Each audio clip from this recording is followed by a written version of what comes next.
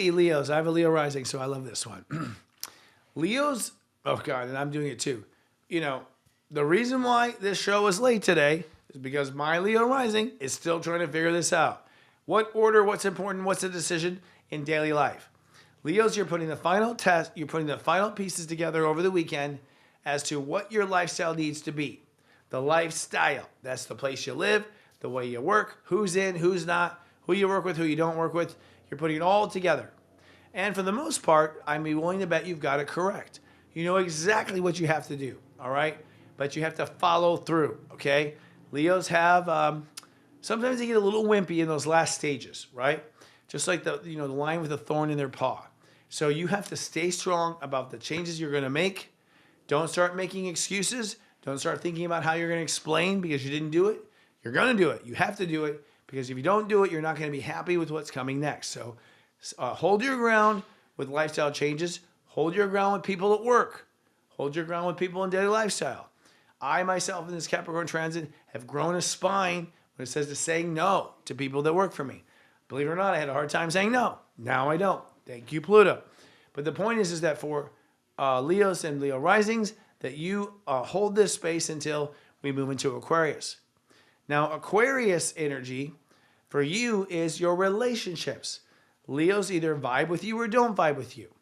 And so Leos have come to the table with dirty frequency because Leos have not known how to treat themselves.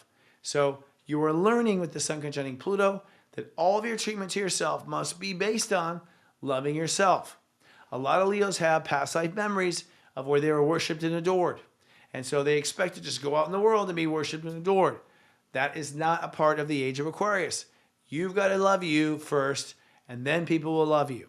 So you are going to divorce this path of wanting and seeking attention from others as much as you have because you are filling up a pothole of where you are failing to be loving to yourself. This might be a profound week for the Leos because they finally get it. They didn't need a selfie. They didn't need a website. They just need to love themselves when they got out of the shower and they looked in the mirror and love themselves there. So this is going to create the fork in the road. But here's the cool thing.